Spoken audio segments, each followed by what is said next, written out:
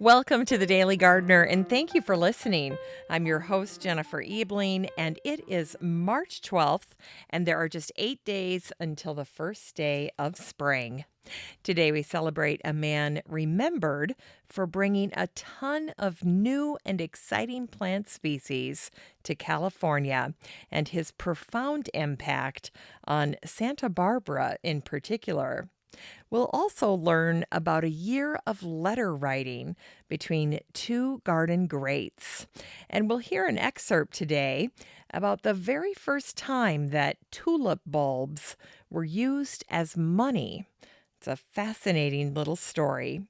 And then we grow that garden library today with a stunning book about our relationship with trees.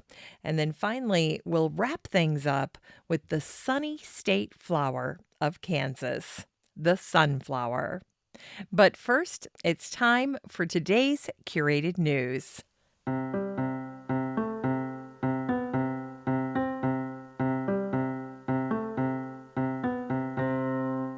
Today's curated news comes to us from FTD. It's National Plant a Flower Day, March 12th. And FTD offers some great suggestions for how to celebrate National Plant a Flower Day. Their suggestions include volunteering at a community garden, or adding houseplants to your home, bringing flowers to a friend to brighten their day, or even to check out your local nursery for special events. And then I loved their little Plant a Flower Day trivia. Let's see how you do here. What is the most profitable plant to grow? Well, the answer is bamboo. How about this one? What are the most common plants to grow for a science project? The answer is sunflowers and beans. Now we're going to switch up to the vegetable garden. What are the most common plants to grow in a vegetable garden? The top three. Well, the answers are tomatoes, followed by peppers, and then cucumbers. I'm surprised zucchini wasn't on the list. And then here's two additional pieces of trivia that I thought you'd enjoy. First, flowers have been shown to improve the concentration of people who work around them. And the older I get, the more I appreciate that fact. And then finally, the fastest plants to grow from a seed are the following: sweet alyssum, celosia, cornflower or bachelor button, marigold, and then finally cosmos.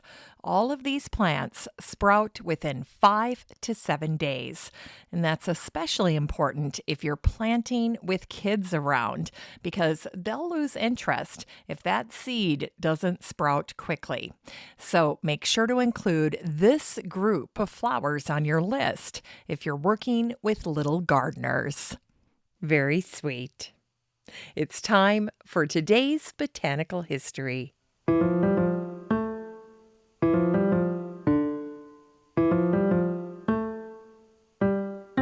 Here's today's Botanical History for March 12th. Today is the birthday of the Italian-American horticulturist Francesco Franceschi. Born in Italy, Francesco changed his name after coming to America and settling in Santa Barbara, California.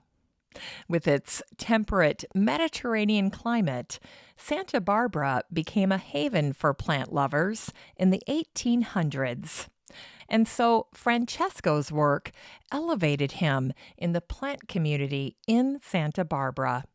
Francesco planted a boulevard of impressive Italian stone pines, and he lined another main avenue with palm trees.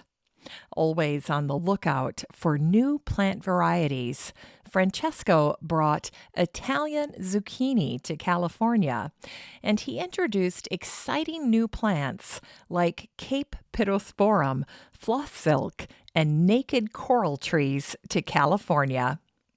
Fluent in 7 languages, Francesco could communicate with botanists, collectors, and explorers all over Europe and South America. Now, in terms of legacy, Francesco is remembered for bringing more exotic plants to Southern California than any other man.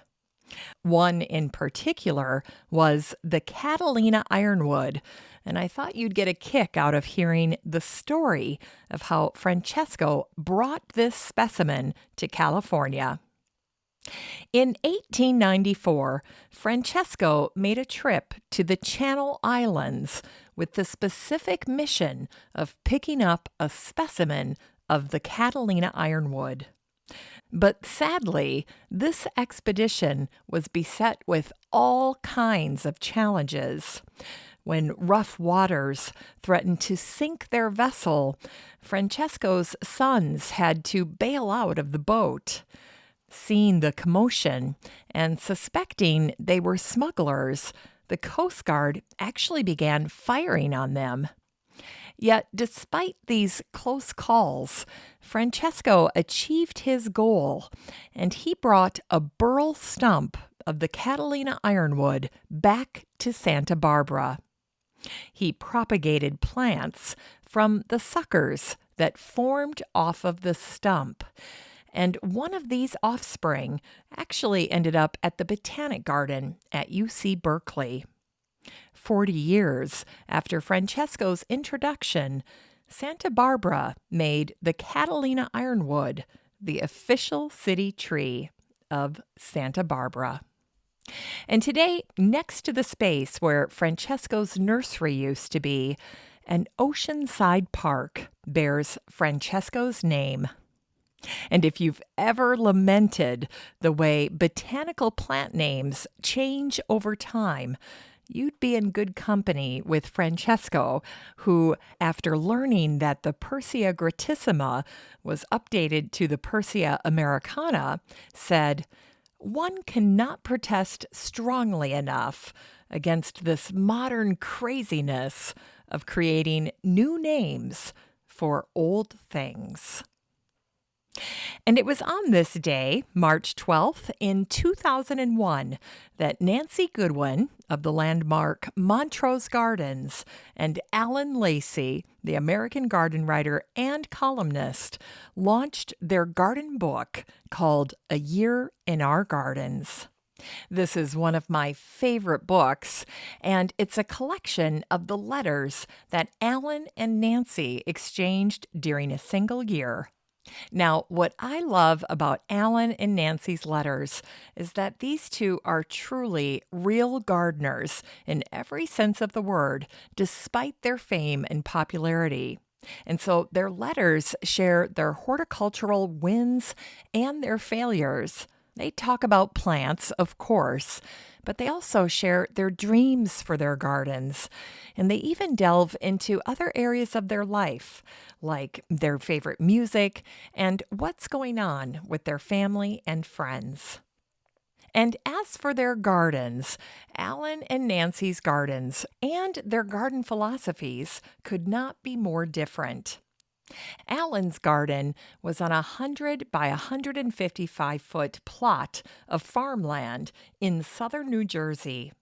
And while Alan gardened on sandy soil that required constant watering, Nancy took a different approach, and she never irrigated her garden. Instead, she planted only native plants that would thrive naturally in her garden without any intervention on her part.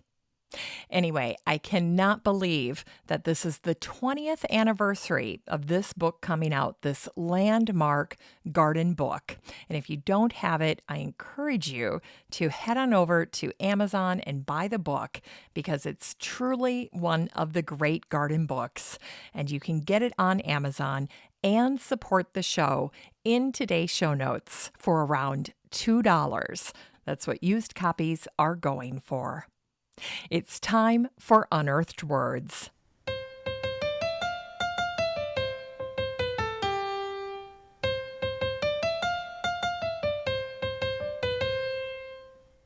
Today's Unearthed Words were written by Mike Dash in his fabulous book called Tulipomania. And today's excerpt is from his Chapter 10, and it's called Boom. Deep inside the long, low-lying cordon of islands that separated the northern provinces of the Dutch Republic from the North Sea stood the West Friesland town of Hoorn. Until the 1550s, Hoorn had been one of the most important places in the Netherlands, thriving on the Baltic trade. Now, nearly 100 years later, the ships that had once unloaded cargoes of hemp and timber at its docks sailed on to Amsterdam. Hoorn was dying. The port had slipped into a long, slow decline, from which it was never to recover. Somewhere in the center of this ruined town, in the first half of the 17th century, stood a house with 3 stone tulips carved into its facade. This was where the tulip mania began. The stone flowers were placed there to commemorate the sale of the house in the summer of 1633 for 3 rare tulips. It was in this year that the price of bulbs reached unprecedented heights in West Friesland. When news of the sale of the tulip house got out, a Frisian farmhouse and its adjoining land also changed hands for a parcel of bulbs. These remarkable transactions were the first sign that something approaching a mania had begun to flourish. For 3 decades, flower lovers had used money to buy tulips. Now, for the first time, tulips were being used as money. And just as strikingly, they were being valued at huge sums.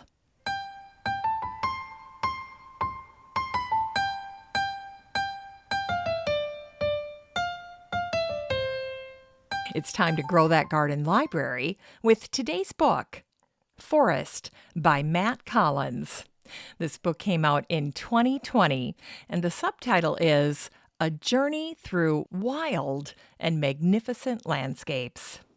In this book, Matt journeyed across North America, the United Kingdom, and Europe, along with photographer Rue Lewis, and they captured the history, science, and human stories behind some of the most amazing environments in the world.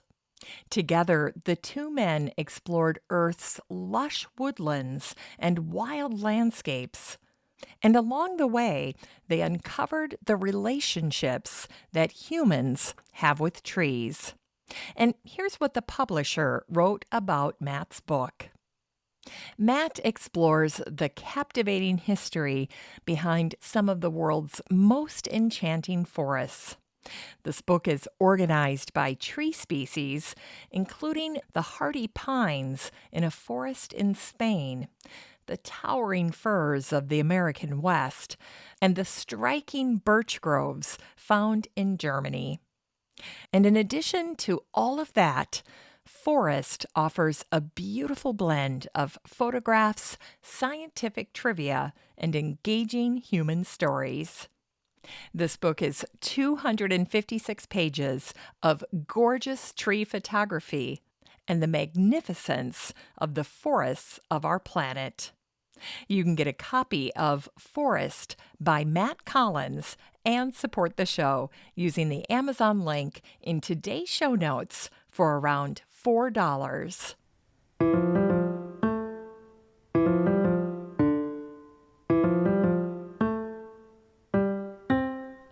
Finally, here's something sweet to revive the little botanic spark in your heart.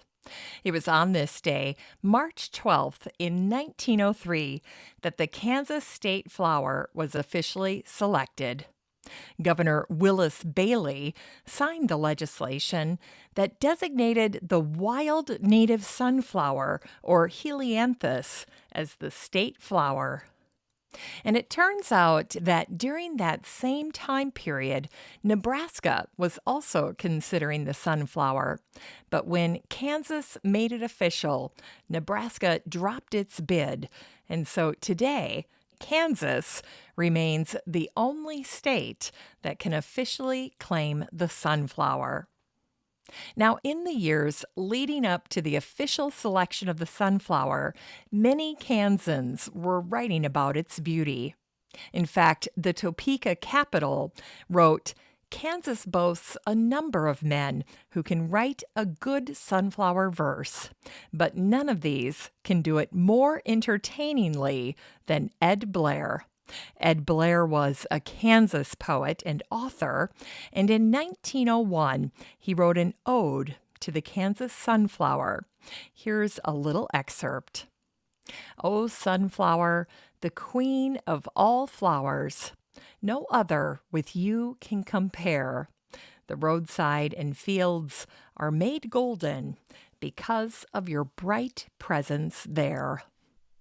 Now, with regard to the sunflower, there are a number of fun facts that just may surprise you. First of all, they are definitely native plants to the Western Hemisphere, and through the ages, they've been used for dyes and oil and food and even medicine. In fact, in both Mexico and in Native American tribes, the sunflower was used to treat chest pain. Now, most gardeners will attempt to grow sunflowers at some point. So if you find yourself wanting to give it a try, here are a few things you should consider. First of all, sunflowers really do need a ton of sun. Don't be stingy with the sunshine and put them in part shade. These are plants that really appreciate all the rays they can get. Second, sunflowers not only grow in full sun, they actually follow the sun. They exhibit a behavior that's known as heliotropism. In the morning, the sunflower heads will face east, and then the sunflower heads will move to track the sun throughout the day. Now, as they mature, this tracking movement will become less pronounced as the stem loses its flexibility in order to support the large, mature bloom. Now, in terms of botanical history, there is a story about the sunflower that I love to tell. In 1972, a young student named Charles B. Heiser Jr. wrote a lovely tribute about his mentor and teacher, the botanist Edgar Anderson, and it was called Student Days with Edgar Anderson, or How I Came to Study Sunflowers. Charles had sifted through the many letters that he had received from Edgar during his lifetime, and they filled up a folder that was over 2 inches thick. Over the years, Edgar had been an encouraging mentor to Charles, and in one letter he had written, "What an incredible gift good students are. And if you're tired of helianthus or sunflowers, and don't want to look at them anymore for a while, why, by all means, put them aside. Don't let anybody's advice, including mine, keep you from what you're happiest doing." And here's another fun sunflower story. When the Russian Tsar, Peter the Great, saw sunflower for the first time in Holland, he fell in love with them, and he had them brought back to Russia. The Russian public loved sunflowers as well, but not just for their happy flowers. You see, unlike other cooking oils, the oil from sunflower seeds was approved for use during Lent by the Russian Orthodox Church. And so, by the early 1800s, 2 million acres of sunflowers were planted in Russia every single year. just so that people could use the oil to cook during Lent. Ironically, over the next century, immigrants from Russia would bring sunflower seeds with them when they immigrated to the United States. And even though these plants were originally native to the Western Hemisphere, the Russian hybrids actually had evolved and had bigger blooms than the original American varieties. Thanks for listening to The Daily Gardener. And remember, for a happy, healthy life, garden every day. Hey, thanks for spending another week with The Daily Gardener. If you worry you'll miss your daily dose of botanical brevities, just head on over to thedailygardener.org. That's where you can find all the stories and books that I share on the show. And while you're there, be sure to sign up for my free Friday newsletter. It has lots of goodies in it, and I try to make the newsletter like you're getting a marvelous letter from a garden friend. You can follow the show on Twitter, where I'm at Gardener Podcast, and you have a standing invitation to join the free Facebook group for listeners of the show. Just search for Daily Gardener Community the next time you're on Facebook and request to join.